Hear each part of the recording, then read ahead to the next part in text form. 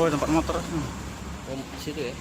Aksi pencurian motor kembali terjadi di Palembang. Kali ini sasarannya kendaraan milik seorang jemaah yang sedang melaksanakan sholat subuh di sebuah masjid kawasan Sukabangun 2 Sukarami.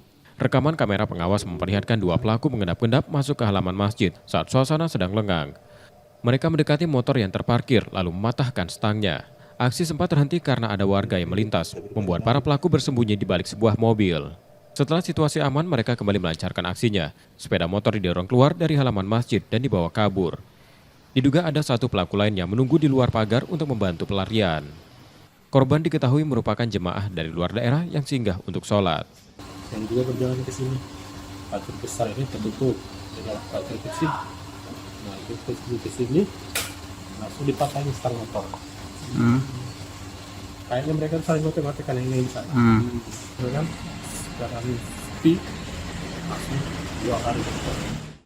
Kasus ini telah dilaporkan ke Polsek Sukarami dan pihak kepolisian sudah melakukan olah tempat kejadian perkara. Reski Oktora, Mokles Diferensial, Kompas TV, Palembang, Sumatera Selatan.